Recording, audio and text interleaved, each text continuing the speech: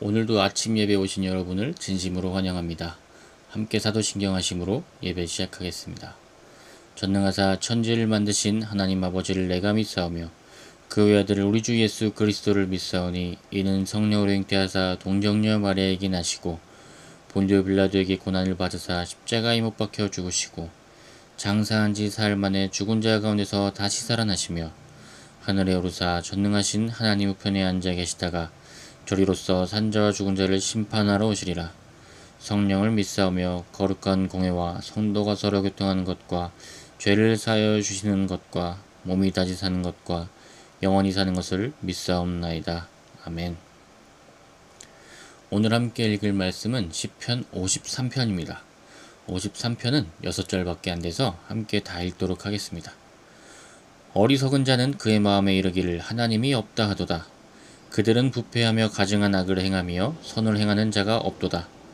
하나님이 하늘에서 인생을 굽어 살피사 지각이 있는 자와 하나님을 찾는 자가 있는가 보려 하신즉 각기 물러가 함께 더러운 자가 되고 선을 행하는 자 없으니 한 사람도 없도다. 죄악을 행하는 자들은 무지하냐. 그들이 떡 먹듯이 내 백성을 먹으면서 하나님을 부르지 아니하는도다. 그들이 두려움이 없는 곳에서 크게 두려워하였으니 너를 대항하여 진친 그들의 뼈를 하나님이 흩으심이라. 하나님이 그들을 버리셨으므로 내가 그들에게 수치를 당하게 하였도다. 시온에서 이스라엘을 구원하여 줄 자 누구인가. 하나님이 자기 백성의 포로된 것을 돌이키실 때 야곱이 즐거워하며 이스라엘을 기뻐하리로다. 아멘. 오늘 시편 53편은 하나님을 찾는 삶과 하나님을 찾지 않는 삶에 대해서 비교를 해주고 있습니다. 인간을 둘로 나눈 겁니다. 하나님이 있다고 하는 사람과 하나님을 없다고 하는 사람입니다. 이것에 대해서 저는 가장 적절한 비유를 해주신 분이 팀 켈러 목사님이라고 생각을 하는데요. 이분이 오랫동안 목회를 하시면서 깨달은 한 가지가 있다면 믿는 자와 안 믿는 자의 삶에 장벽이 있고 없고의 차이가 있다는 겁니다. 특히 이 목사님 맨하탄에서 어떻게 보면 중심지에서 사역을 했기 때문에 성공을 원하는 사람들이 모인 그런 장소에서 사역을 해서 그 성공에 대해서 어떻게 이해하는지가 삶에 어떤 영향을 미치는지 눈으로 많이 봐왔습니다. 그런데 이건 예시인데 큰 예로 이런 예를 들어요. 두 명이 이제 성도 등록을 했는데 한 사람은 이제 계속해서 믿는 친구였고 한 사람은 안 믿다가 잠깐 와서 믿다가 또 안 믿는 그런 친구였습니다. 그런데 둘 다 공통점이 있었어요. 공통점은 그 배우를 준비했습니다. 그런데 배우라는 길이 우리도 TV를 보지만 무명 생활이 말도 할 수 없을 만큼 길지 않습니까? 5년, 4년은 별로 들은 기억도 없어요. 9년, 12년 엄청 길어요. 그런데 이 목사님도 거기서 보니까 무명 생활을 아주 오래 한다는 거예요, 사람들이. 그런데 믿는 자들, 오랫동안 잘 믿으면서 잘 살아가는 사람들의 특징은 무엇이냐면 실패를 만났을 때 몇 번 더 도전하다가 그 삶의 주인이 하나님이심을 고백하고 기도하고 길을 바꿔야 될 때 잘 바꾼다는 거예요. 그래서 직업을 바꾸고 또 사랑하는 사람을 찾는 것을 더 중요하게 여기기도 하고 또 자녀를 이제 낳고 이렇게 잘 살아간다는 거예요. 그런데 믿지 않고 다시 욕심을 부리면서 성공이 인생의 목표가 되어서 사는 사람의 특징은 그것이 넘지 않으면 안 되는 벽이라고 느끼고 끝까지 도전한다는 거예요. 그래서 우리는 세상 속에서 그 중에 성공한 한 명을 만나지만 대부분의 실패한 사람들의 삶 속에서는 믿음이 없을 때 치명적인 영향을 준다는 겁니다. 그것이 장벽이 돼서 거기서 멈춰버린다는 거예요, 삶이. 그런데 그것을 잘 이겨내면 좋은데 생각보다 사람이란 존재가 그것을 이겨낼 수 없다는 거예요. 그래서 그 장벽 앞에서 스스로 무너지는 모습을 많이 보았다는 겁니다. 그래서 오늘 5절 말씀이 거기에 대해서 쓰입니다. 그들이 두려움이 없는 곳에서 크게 두려워하였으니. 그들이 두려워할 것이 없는데 그들은 삶의 두려움에 갇혀버렸습니다. 여러분, 우리는 어떻게 생각하고 인생을 살아가야 될지에 대해서 잘 생각해 봐야 됩니다. 하나님이 있다고 생각한다면 우리가 하나님을 가장 큰 분으로, 성공보다는 훨씬 크신 분으로, 또 삶이 잘 안 풀리면 거기서 좌절하는 것이 아니고 다시 한번 도전하더라도 기쁨으로 도전하고, 또 아닌 것 같을 때는 또 너무 좌절해서 어두움 속에서 돌아서지 않고 또 한번 거기서 기쁨으로 돌아서는 겁니다.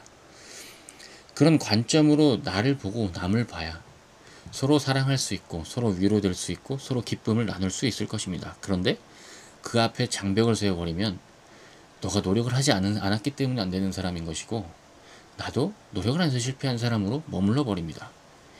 이것이 어떻게 보면 도전을 주는 하나의 숙제일 수도 있겠다고는 생각을 하지만, 근데 이것으로 인해서 삶이 무너져서는 안 되는 겁니다. 우리가 두려움을 하나님이 심어주지 않은 곳에 그 두려움을 우리가 너무 많이 심어서 우리가 그 하나님께서 그 심판하시는 길로 들어가서는 안 되는 것이죠.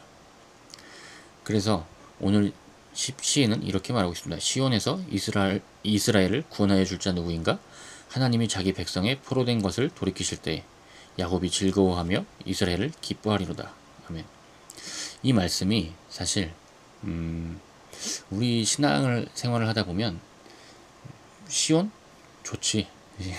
시온에서 이스라엘을 구원하여 줄 자 하나님이지 당연히. 이렇게 쉽게 생각할 때가 많습니다. 그런데 시온, 예루살렘, 성한 곳이 없는 성입니다.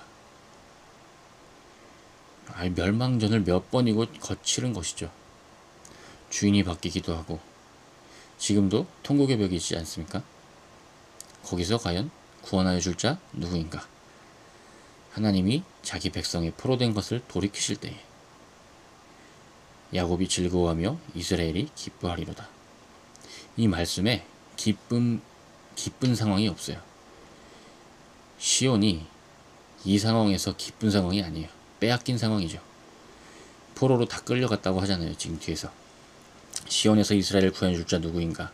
하나님이 자기 백성이 포로된 것을 돌이키실 때, 자기 백성이 포로로 다 끌어가신 것을 돌이키실 때, 그때에 시온에서 기쁨이 넘치리로다. 우리의 삶의 기쁨을 어디에 의존하시겠습니까? 포로로 다 끌려갔는데 거기서 나는 성공했다고 그렇게 외치면서 살 것입니까? 그럴 수는 없는 것입니다. 우리는 하나님과 함께 있을 때라야 하나님께서 주시는 기쁨을 먹고 자라야만 우리가 기쁘게 살 수 있습니다. 그것을 오늘 우리가 기억했으면 좋겠습니다. 우리가 많은 것을 이루었다고 생각합니다. 그런데 사실 오늘 말씀처럼 6절의 말씀처럼 하나님이 깔아주신 게 99%입니다. 멀리서 보면 어떻게 보면 우주에 지구가 있죠. 지구에 산소가 있습니다. 이거야 당연하다고 생각할 수 있지만 더 나아가서 우리는 아시아에서 태어났습니다. 그 북한과 남한이 있습니다. 아주 조금만 잘못 올라갔으면 북한입니다. 남한에서 태어났습니다. 어떻게 OECD에 들어가고 아주 부유한 나라에서 태어났습니다. 우리의 가정은 꿈을 한번 꿔볼 수 있는 가정입니다. 그래서 그 가정에 주어졌습니다. 또 가진 직업은 사회에서 부끄럽지 않은 직업을 가진 분들도 있습니다. 집도 내가 짓지 않았습니다. 참 잘 지어줬습니다. 근데 우리나라 참 집 잘 짓죠. 그리고 적도에서 좀 적당히 떨어져 있습니다. 엊그제까지만 해도 더웠는데 저희 집도 어제부터 에어컨을 껐습니다. 감사한 나라에 살고 있죠. 여기서 우리는 우리의 것을 이뤘습니다. 우리는 우리가 이뤘다 하지만 하나님이 우리를 많이 지켜주셨습니다. 그래서 그리스도인이란 노력이 감사해서 시작되어야 그리스도인일 수 있습니다. 그리고 우리 삶에 우리가 두려움으로 장벽을 세우지 말아야 됩니다. 그것이 우리 삶의 중요함을 깨닫고 나아가기를 소망합니다. 기도하겠습니다.